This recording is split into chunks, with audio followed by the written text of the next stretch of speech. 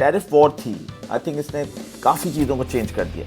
बहुत से लोगों को तो आइडिया नहीं था कि टैरिफ वॉर का है क्या, लेकिन जब आप उसकी डेप्थ में जाते हैं तो आपको आइडिया होता है कि किस तरह से इकोनॉमीज़ जो हैं वो इम्पैक्ट हुई हैं ट्रेड वॉर की बेसिस पे। अब बहुत सारी कंपनीज जो हैं वो रीलोकेशन, मतलब अगर मैन्युफैक्चरिंग वो अपने कंट्रीज़ में कर रही हैं कोई 65%, तो 35% जो है वो मैन्युफैक्चरिंग फिर बाकी की वो ओमान में करेंगी, और फिर वहाँ से वो मेड इन ओमान का टैग लगेगा, उस कंट्री का टैग हटेगा, और फिर ये यूएसए की मार्केट तो बहुत बड़ी है यूएसए की, वहाँ पर फिर जाएगा। तो ओमान का सिर्फ एक पॉइंट है, मैं हर एक चीज़ कहता हूँ, देखिए एक्सप्लोर ज़रूर करें।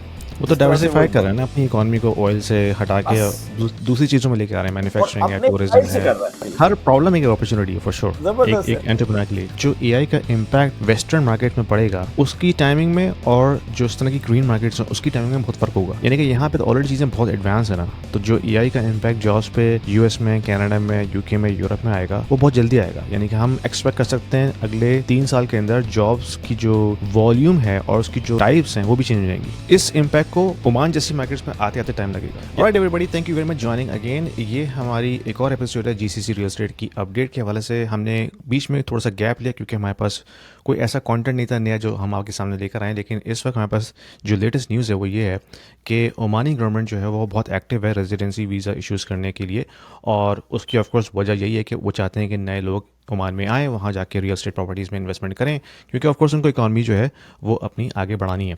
इसी वजह से हम थोड़ा सा बात करेंगे डिटेल में, और साथ में हमने ये भी बात करनी है कि मोहसिन भाई का एक और ट्रिप हो रहा है मिडल ईस्ट में जीसीसी के अंदर, खासतौर पर Dubai, Abu Dhabi, Oman.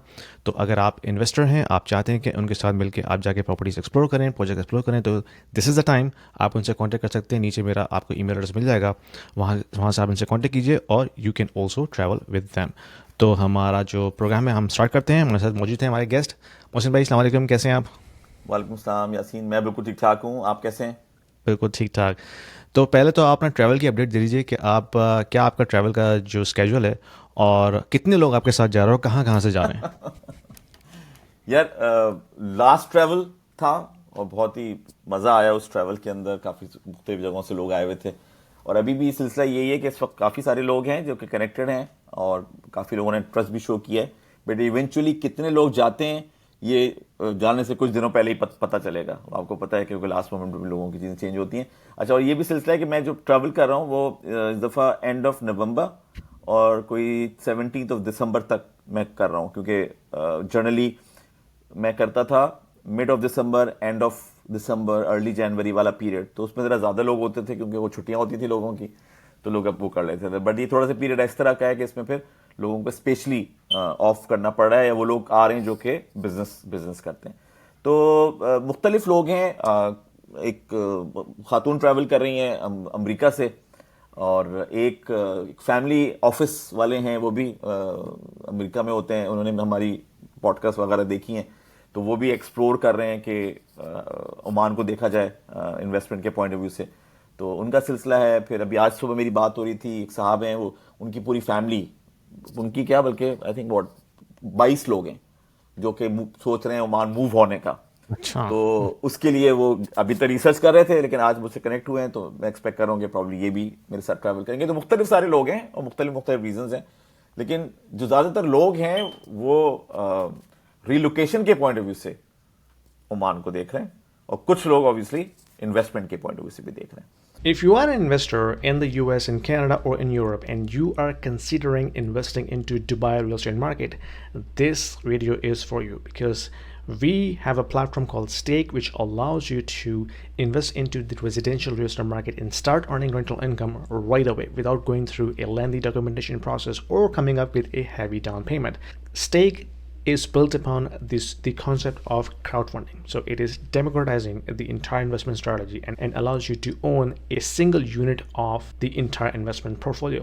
So you don't have to own the entire property, right? You can be part of the pool that can actually own a piece of property, a piece of real estate. So that allows you to start with as low as 2,000 dirhams, and you can slowly ramp up.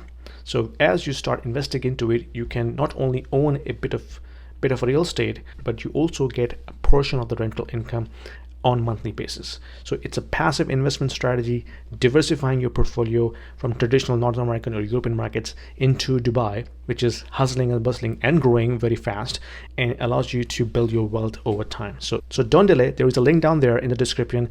If you click on this, it will give you free 200 dirhams in your account right away to start with, and you can thank me later.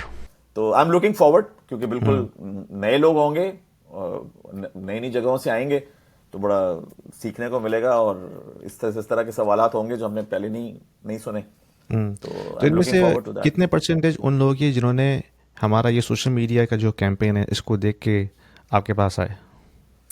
यार उसमें जो एक last जब हम trip में गए थे तो उसमें एक साहब आए थे, यूके से थे, और वो आए थे कि मैं आपकी पॉडकास्ट देखी थी, और मेरा भी उसी पीरियड में ट्रिप था जिसमें आप आए हुए थे, तो फिर हमारी कुछ वीडियोस भी बनी हुई हैं उनके साथ अबू धाबी में और उसके साथ। तो वो एक साहब आए थे उनको, और एक साहब ये जो जिनको मैं बताया ना फैमिली ऑफिस वाले जो साहब हैं, वो भी कह रहे थे कि हमने आपकी पॉडकास्ट देखी थी, तो उस पॉडकास्ट के थ्रू फिर हम पहुंचे। तो ये दो लोग हैं जो कि इसके ज़बरदस्त, यानी कि हम जो ये काम कर रहे हैं इसका फ्रूट्स जो हैं आहिस्ता आहिस्ता आ रहे हैं सामने। तो यही मैं जानना चाह रहा था आपसे। तो मैं एक चीज़ ऐड करूंगा इसमें, एक बात दूसरी है कि ऑब्वियसली देखा होगा आपने, व्यूज़ बहुत सारे होते हैं और रिस्पॉन्सेज थोड़े से कम होते हैं, तो उसका वही होता है कि जो लोग ऑब्वियसली पिक करते हैं इन्फॉर्मेशन को और वो फिर अपने अपने हिसाब से लोगों को अप्रोच करते हैं। तो बहुत सी चीज़ें ऐसी होंगी जिसका हमें बिल्कुल ज़िंदगी भर पता नहीं चलेगा, लेकिन ये कि वो इन्फॉर्मेशन लोगों ने यूज़ की होगी अच्छा फैसला करने के लिए। तो आई थिंक ये बहुत बड़ा कंट्रीब्यूशन है कि जो भी हम चीज़ें यहाँ शेयर कर रहे हैं वो लोगों के काम आए और लोगों को के लिए आसानी हो कि एक अच्छा फैसला कर सकें उस इन्फॉर्मेशन की बेसिस पे। बिल्कुल सही कहा आपने। तो ये बताइए कि जो ओमान में डेवलपमेंट हो रही है, अभी रिसेंटली हमने 2-3 चीज़ें देखी जो कि काफ़ी नोटिसेबल हैं। एक तो ये कि ये जो कतर के बाद जो इसराइल और ईरान का जो मसला चल रहा है, और अभी तक वो मेरे हिसाब से थमा नहीं है, वो थोड़ा सा ब्रेक आया है।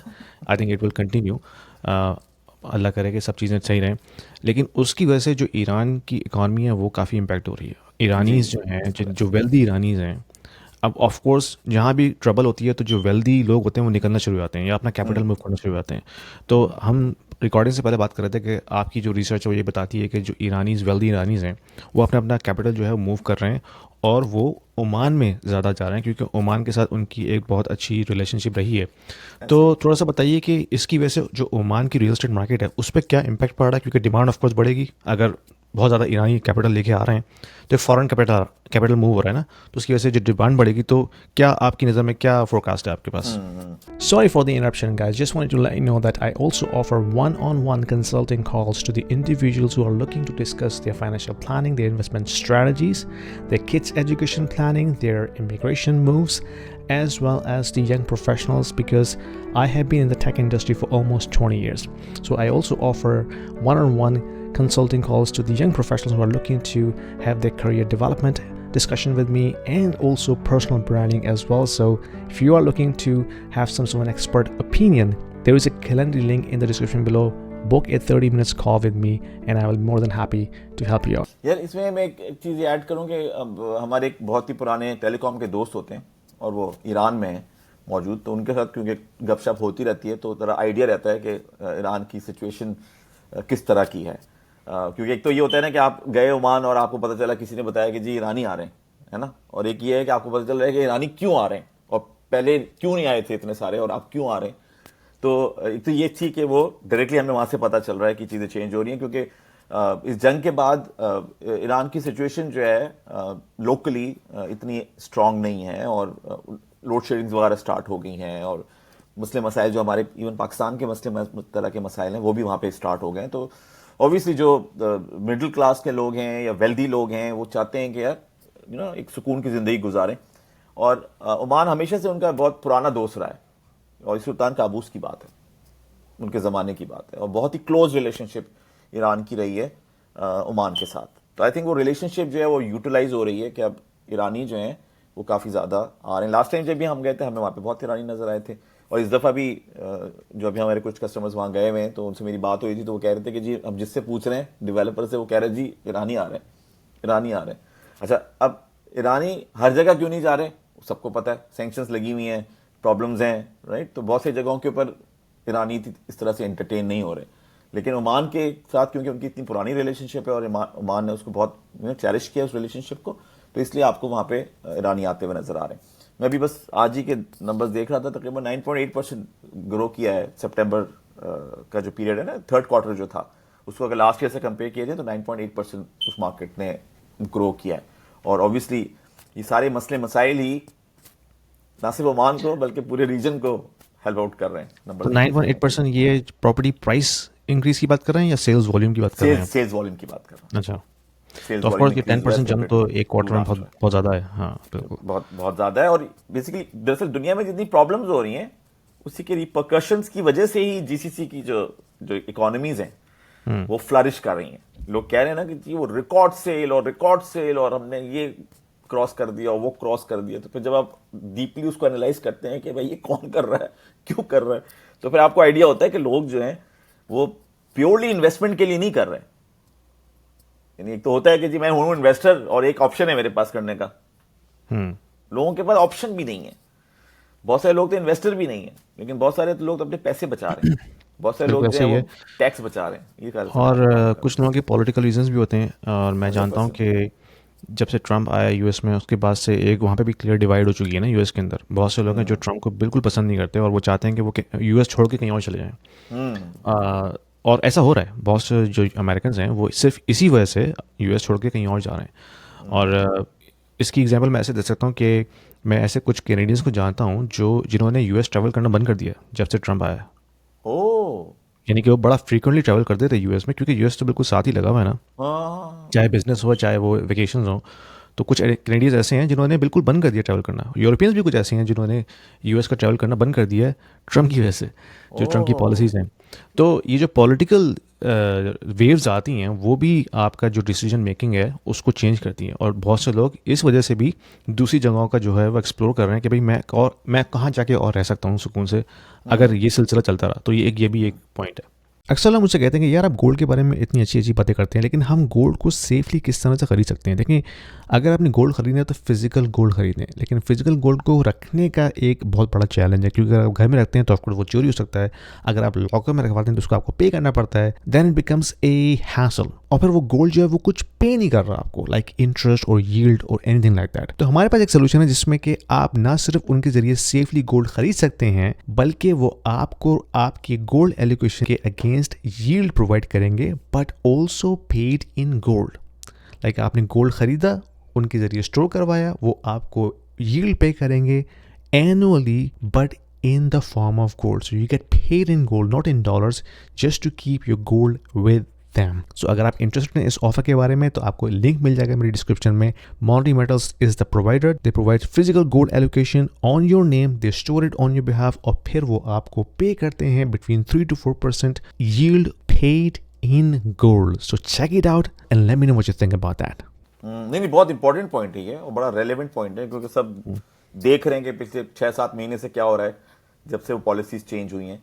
और अब ये एक और एंगल इसमें ये है कि मल्टीपल पासपोर्ट्स, मल्टीपल रेजिडेंसीज और multiple international bank accounts, it's not a luxury any more. अब आप एक चीज पे टिक के नहीं बैठ सकते, क्योंकि अगर जब मैं वहां जाता हूं, यानी पाकिस्तान जाऊंगा मैं या जीसीसी जाता हूं, वो कहते हैं हम तो यूके आना चाहते हैं, हम तो अमेरिका जाना चाहते हैं, कनाडा जाना चाहते हैं, और आप जो है लोगों को यहां लेकर आ रहे हैं। वो क्यों आ रहे हैं यहां पे, वो क्यों आ रहे हैं यहां पे? तो ऑब्वियसली वो grass is always greener on the other side. और लोगों को जिनको ये आइडिया नहीं है कि वर्ल्ड ऑर्डर चेंज हो रहा है पूरा, और उस वर्ल्ड ऑर्डर के थ्रू ये जो एलिमेंट है कि मुझे हर चीज एक जगह से नहीं मिल सकती, या तो यानी टैक्स बहुत कम हो, क्वालिटी ऑफ लाइफ बहुत अच्छी हो, और इन्वेस्टमेंट में करूं तो मुझे बहुत ज्यादा फायदा हो, ये हर चीज हर जगह नहीं मिल सकती। तो अब प्रॉब्ली लोगों को ना ग्लोबली सोचना होगा और अपनी चीजों को भी ग्लोबली मैनेज करना होगा, ताकि वो फिर हर चीज का फायदा मुख्तलिफ जगहों से उठा सके। तो अब वो आई थिंक वो चीज बनती जा रही है कि ये इस तरह से सोचना बहुत जरूरी है, और इस तरह की मार्केट्स को देखना बड़ा जरूरी है, जो कि मार्केट इमर्जिंग मार्केट्स हैं। बिल्कुल। और फिर ये जो ट्रेड वॉर का सिलसिला चल रहा है, जो यूएस का यूरोप के साथ, ऑफ कोर्स कनाडा के साथ भी ट्रेड वॉर का सिलसिला चल रहा है, क्योंकि जो ट्रेड पॉलिसीज उसने लगाई हैं उसके बाद से बहुत सी ऐसी अमेरिकन कंपनीज थी जिनके प्लांट्स हैं यहाँ पे, उनमें से कुछ प्लांट्स जो हैं वो मूव हो रहे हैं यूएस में, क्योंकि जो उन्होंने टैरिफ्स लगाए हैं उसकी वजह से उनका प्रॉफिटेबिलिटी जो है ना वो बन नहीं पा रही। अब एक स्टेलांटिस एक कंपनी है जो कि जीप बनाती है, जीप जो कार मैन्युफैक्चरर है, उनका यहाँ पे ब्रैम्पटन में बहुत बड़ा प्लांट था। अब उन्होंने अनाउंस किया कि फरवरी में वो प्लांट यहाँ से बंद करके शिकागो लेके जा रहे हैं। तो ये एग्जांपल है। तो इस तरह की बहुत सी ऐसी दूसरी कंपनीज हैं जिनके ऊपर टैरिफ लगे हैं, अब उनसे वो टैरिफ्स जो है वो बर्दाश्त नहीं हो रहा है, क्योंकि उनकी जो प्रॉफिट मार्जिन है वो कम हो गए। तो अब इवेंचुअली फिर वो क्या करेंगे, वो मूव करेंगे अपना बिजनेस जो है यूएस में। तो इसी वजह से दुनिया के दूसरे जो ममालिक हैं वहाँ पे भी बिजनेस इंपैक्ट हो रहा है, यूरोप में हो रहा है, ऑफ कोर्स चाइना से तो टसल चल ही रही है यूएस की। तो इस पूरे सिनारियो में ओमान आपको लगता है बेनिफिशरी है, क्योंकि जो फेयर ट्रेड एग्रीमेंट साइन हो रहा है ओमान का इंडिया के साथ, और हो सकता है चाइना के साथ भी इनकी रिलेशनशिप होगी। तो मैन्युफैक्चरिंग के हवाले से आपको क्या लगता है कि ओमान में इस वक्त क्या एक्टिविटीज़ हो रही हैं, और फिर उसका जो इम्पैक्ट पड़ना है in terms of demand in real estate, वो आप क्या देखते हैं? ये जो टैरिफ वॉर थी, आई थिंक इसने काफ़ी चीज़ों को चेंज कर दिया।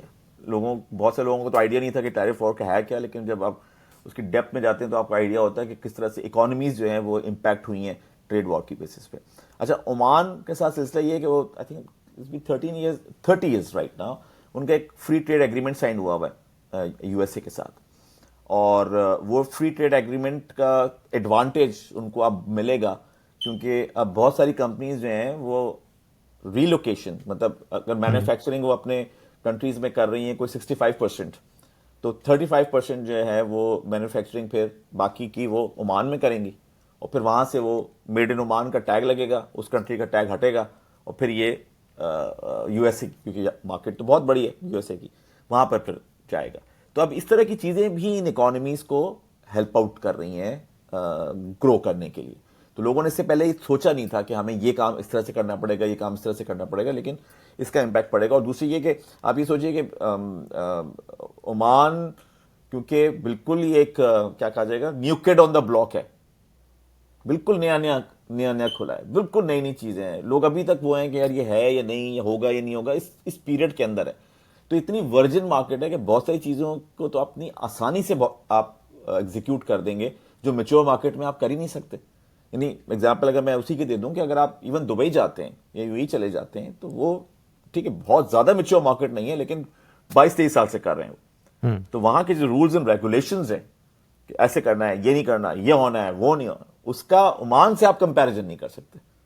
तो अगर कोई इस वक्त एंटर होना चाहता है और इस चीज़ को यूज़ करना चाहता है, उसके लिए भी ओमान एक बड़ी अच्छी मार्केट है कि आप अर्ली फेज में एंटर हो और फिर 2-3 साल में ऐसे स्टैब्लिश हो जाएं आप कि जब इवन रेगुलेशंस वगैरह चेंज भी होने वाले वक्त में तो फिर आपको फायदा हो गया, यार ये तो मैंने इससे पहले ये चीज़ें स्टैब्लिश कर ली थी। तो ओमान का सिर्फ एक पॉइंट है, मैं हर एक से ये कहता हूँ, देखिए एक्सप्लोर जरूर करें, लें ना लें ये कोई थोड़ी बात है, ये तो कोई मसला कोई नहीं है, वो तो जब आपको सूट करेगा तो आप लेंगे, लेकिन इस मार्केट को जरूर एक्सप्लोर करें, और खासकर एंटरप्रेन्योरशिप के पॉइंट ऑफ व्यू से, खासकर मैन्युफैक्चरिंग के पॉइंट ऑफ व्यू से, क्योंकि ये वो उस तरह की मार्केट है जहां पर आपको मैच्योर मार्केट के चैलेंजेस फेस नहीं करने पड़ेंगे। और शुरू में जब आप जाएंगे तो आपको लगेगा यार ये तो बड़ी स्लो मार्केट है, अरे ये तो ऐसी मार्केट है। Financial education is very important for everybody, especially for the kids who are still at school, because when they grow up and go into the professional lives, if they don't know how to manage their finances, that is going to be a disaster to begin with. I have just published an ebook for the kids aging between 10 and 16 years to understand how they can manage their finances. So when they grow up, they know exactly how to manage their personal finances, because I have broken it down at a very, very basic level. What is money? How can we save? How can we invest? What is debt? How can we use debt? What is credit card? And how we can set ourselves for the financial future when we go into our professional life. So if you are a parent looking for a very simple to use ebook for your kids, click the link below to order the copy for your kids, and let me know what you think about that. Let's get back to the video. But देखें, उसकी slowness से आपकी progress का ताल्लुक कोई खास बड़ा नहीं है, क्योंकि एक तो ये भी हो सकता है कि आप उस कंट्री को एक डिफरेंट चीजों के लिए यूज कर रहे हैं, और चीजें एक्सपोर्ट कहीं कर रहे हैं, हो कहीं और है, तो उस कंट्री को सिर्फ बेस पे यूज कर रहे हैं, लेकिन बाकी चीजें नहीं हो रही।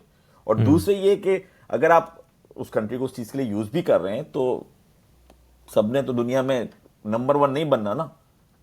ओमान नंबर 1 नहीं बनना चाहता। ओमान के कोई ऐसे एम्बिशन नहीं है कि वो दुनिया में पता नहीं क्या कुछ करना चाहता है। वो तो एक अपनी हिसाब से, वो तो डाइवर्सिफाई कर रहे हैं ना अपनी इकोनॉमी को, ऑयल से हटा के दूसरी चीजों में लेके आ रहे हैं, और मैन्युफैक्चरिंग है, अपने टूरिज्म स्टाइल से है। कर रहा है। हाँ हर एक का अपना स्टाइल होता है, बिल्कुल। किसी के स्टाइल को गलत और सही नहीं बोल सकते हम। तो बिल्कुल ओमान बिल्कुल। का भी डिफरेंट स्टाइल है, और उसकी भी अपने बेनिफिट हैं कि अगर वो चीज़ थोड़ी स्लो है तो उसके अपने क्या बेनिफिट्स हैं। तो ओमान में आपको वो चीज़ सबसे ज्यादा अच्छी लगेगी, वो लगेगी कि वो रैट रेस में नहीं है, भाग नहीं रहे लोग वहां पे सारा दिन, सुबह से लेकर शाम तक स्लो लोग है काफ़ी। भागते हैं। मुझे याद है कि एक बंदे को मैं फॉलो करता हूँ, वो भी ओमान के बारे में कंटेंट क्रिएट करता है वो ब्रिटिश बॉर्न, और मेरे ख्याल में या तो पाकिस्तानी है या अफ्रीकन है, मुझे उसकी ओरिजिन जो उसका डिसेंस है उसका मुझे अंदाज़ा नहीं है। मुस्तफ़ा नाम है उसका, शायद आपने भी देखा होगा। जी जी जी। और मैंने उसको कई बार अप्रोच किया पॉडकास्ट पे लाने के लिए, उसने कोई मुझे रिस्पॉन्स दिया नहीं।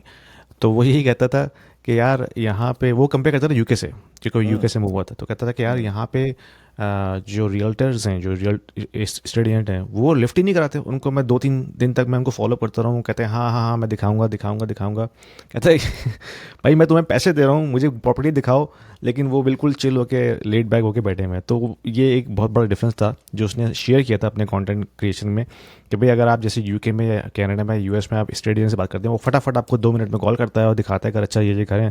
वो बिल्कुल चिल, 2-3 दिन गुजर चुके हैं, वीकेंड आ गया, अब नेक्स्ट हम मंडे को देखेंगे तो वो इस तरह का माहौल है वहाँ पे। अब इसको भी कहता हूँ कि ये तो अपॉर्चुनिटी हुई ना, हाँ, ये हर अपॉर्चुनिटी हर प्रॉब्लम एक अपॉर्चुनिटी है फॉर श्योर, जबरदस्त एक है। एंटरप्रेन्योर के लिए। हाँ तो अब आपको पता है कि भाई मेरे जैसे जब लोग जाएंगे तो वो high high standard of customer service expect करेंगे। अगर नहीं मिल रहा, और अगर मैं प्रोवाइड करना शुरू कर दूं, या मैं इनको बिल्कुल। ट्रेन करना शुरू कर दूं, मैं ट्रेनिंग इंस्टीट्यूट खोल लूं कि भाई रियल एस्टेट में लोगों को किस तरह से हैंडल करना है, इंटरनेशनल ऑडियंस आ रही है उसको हमें कैसे हैंडल करना है, क्या करना है, अगर मैं कर दूं तो अपॉर्चुनिटी है। तो ओमान में इस तरह की बेतहाशा अपॉर्चुनिटीज आपको मिल ग्रीन जाएंगी। मार्केट है ना। हाँ बिल्कुल क्लीन मार्केट है, बिल्कुल बिल्कुल बिल्कुल। क्लीन क्लीन मार्केट है। तो ये वाला सिलसिला है कि आई थिंक ये इसकी वजह से भी ट्रेड वॉर का जो इम्पैक्ट है वो इन कंट्रीज के ऊपर, इंक्लूडिंग यूएई भी, आई थिंक काफी ज्यादा फायदा देगा इन और फिर ये कंट्रीज भी है को। ना कि जो एआई का इम्पैक्ट वेस्टर्न मार्केट में पड़ेगा, उसकी टाइमिंग में और जो इस तरह की ग्रीन मार्केट्स हैं उसकी टाइमिंग में बहुत फ़र्क होगा। यानी कि यहाँ पे तो ऑलरेडी चीज़ें बहुत एडवांस है ना, तो जो एआई का इम्पैक्ट जॉब्स पे यूएस में, कनाडा में, यूके में, यूरोप में आएगा, वो बहुत जल्दी आएगा। यानी कि हम एक्सपेक्ट कर सकते हैं अगले 3 साल के अंदर जॉब्स की जो वॉल्यूम है और उसकी जो टाइप्स हैं वो भी चेंज हो जाएंगी। इस इम्पैक्ट को ओमान जैसी मार्केट्स में आते आते टाइम लगेगा, या इवन पाकिस्तान में भी। पाकिस्तान में अभी बहुत चीज़ें मैनुअल होती हैं, तो ऑटोमेशन को पाकिस्तान में भी आने में अभी टाइम लगेगा। तो पीछे रहने का ये फायदा होता है। एग्जैक्टली एआई में हम जो है इसमें थोड़े से बेनिफिशियरी होंगे। तो इसी वजह से ओमान में भी लगता है कि क्योंकि वो ग्रीन मार्केट है, तो जो बिजनेस प्रोसेसेस हैं, जो इंडस्ट्रीज़ हैं, जो भी आपके जो कस्टमर सर्विस का प्रोसेस है वो काफ़ी डेटेड है ना, तो उसको इम्प्रूव होते होते टाइम लगेगा। तो एआई का जो इम्पैक्ट अभी यहाँ पड़ रहा है, हो सकता है वो अगले 6 साल में पड़े ओमान में, या 7 साल में पड़े। तो ये भी एक प्लस पॉइंट है। हाँ बिल्कुल बिल्कुल, हर चीज का फायदा भी होता है, नुकसान भी होता है। तो इस चीज का प्रॉब्लम उनको फायदा होगा। और वो क्योंकि ऑब्वियसली इस वक्त हंगरी मार्केट है बहुत, है ना, आओ आओ आओ आओ, ये कर लो ये कर लो ये कर लो ये कर लो, तो ओपन है। तो किसी मार्केट का ओपन होना जो है इस वक्त, आई थिंक वो किसी बहुत सारे लोगों के लिए आइडियल है। और लास्ट टाइम हम इस चीज को डिस्कस कर चुके हैं कि जो भी आप मूव करें उसको प्लान आउट करें मूव को। बस अगर आपकी प्लानिंग अच्छी है, क्योंकि मेरे अब लोगों से जो डिस्कशन चल रहे हैं ना वो उनकी प्लानिंग के ऊपर चल रहे हैं कि वो कहते हैं अच्छा ये ठीक है ये ठीक है ठीक है, हम चले जाएं 2-4 महीना, ठहर जाओ भाई, चलो विजिट कर आते हैं, होमवर्क करते हैं, स्कूल्स का देखते हैं, ये देखते हैं वो देखते हैं। हिजरत करने जा रहे हो तुम, ऐसे कैसे कैसे चले जाओगे? तो वो बस ये है दरअसल। और दरअसल एक और मुझे एक चीज ये भी फील होती है कि जब आप जॉब्स कर रहे होते हैं ना तो आप स्विच करते हैं, है ना, और ये आपकी नेचर में भी आ जाता है कि ये की थी यहां चले गए, तो पूरा का पूरा इकोसिस्टम मूव हो जाता है। लेकिन जो एंटरप्रेन्योर्स होते हैं या जो बिजनेस करते हैं तो उनको तो वो इकोसिस्टम क्रिएट करना पड़ता है पहले। तो ज्यादातर लोग क्योंकि जॉब वाले हैं तो वो समझ रहे हैं यार यहाँ से मैं ऑफ करूंगा बटन ऑफ और वहां बटन खोल दूंगा। नहीं हो सकता, आपको थोड़ा उस पर होमवर्क करना पड़ेगा स्टेप बाय स्टेप। बिल्कुल स्टेप बिल्कुल ऐसा ही है। वाला सिलसिला। तो थैंक यू वेरी मच मुस्लिम भाई। आई थिंक ये हमारी काफ़ी एक नॉलेजफुल छोटी पॉडकास्ट रही है 20 मिनट्स की। तो जो लोग भी इसको देख रहे हैं, अगर आप चाहते हैं कि आप मुस्लिम भाई को ज्वाइन करें इस ट्रिप के ऊपर, प्लीज़ जो आपको ईमेल एड्रेस नज़र आ रहा है डिस्क्रिप्शन में, उस पर मैं कांटेक्ट कीजिए और मुस्लिम भाई के साथ आप सिंक हो जाइए और आपको एक रियल लाइफ एक्सपीरियंस मिलेगा ओमान, अबू धाबी और दुबई का। तो मुस्लिम भाई कोशिश करेंगे आप जब वहाँ मौजूद हो तब एक एपिसोड हम आपके साथ वहाँ भी कर लेंगे अगर मौका मिला। हाँ बिल्कुल, ये उसको प्रॉमिस नहीं करते क्योंकि मैंने कहा थोड़ा लास्ट टाइम भी आपके साथ काफ़ी शर्मिंदगी हो रही थी, आप चाह रहे थे और हम कर नहीं पा रहे थे क्योंकि वो इतना बिजी शेड्यूल होता है कि बिल्कुल ही एग्जॉस्ट हुए हुए होते हैं। बिल्कुल मैं समझ सकता हूँ। अगर मौका मिला तो करेंगे, नहीं तो फिर जब आप वापस आ जाएंगे तो फिर हम एक एपिसोड जो आपने डिस्कवरीज की होंगी उसके ऊपर हम कर लेंगे। जरूर। इस दफा मेरा प्लान वैसे सलाला जाने का भी है। अच्छा, जबरदस्त। यानी कि आपने पूरा कोस्ट टू कोस्ट आपने जो है वो कवर करना है। हाँ, वहाँ पे हमारे एक दोस्त हैं यहाँ यूके से मूव हुए हैं, वो वहाँ पे रियल एस्टेट का काम कर रहे हैं, विलास वगैरह बना रहे हैं जीसीसी के लिए। तो उनके साथ मेरी कुछ पॉडकास्ट हुई भी हैं, तो मैं सोच रहा हूँ कि इस दफ़ा ज़रा सलाला का भी चक्कर लगा लें क्योंकि वो भी एक ओमान का बहुत बड़ा पोटेंशियल एरिया है जो आने वाले वक्त में काफ़ी डेवलप होगा। राइट, तो let's see, looking forward to that. ठीक है, थैंक यू वेरी मच और आपसे नेक्स्ट एपिसोड में मिलते हैं। Thank you.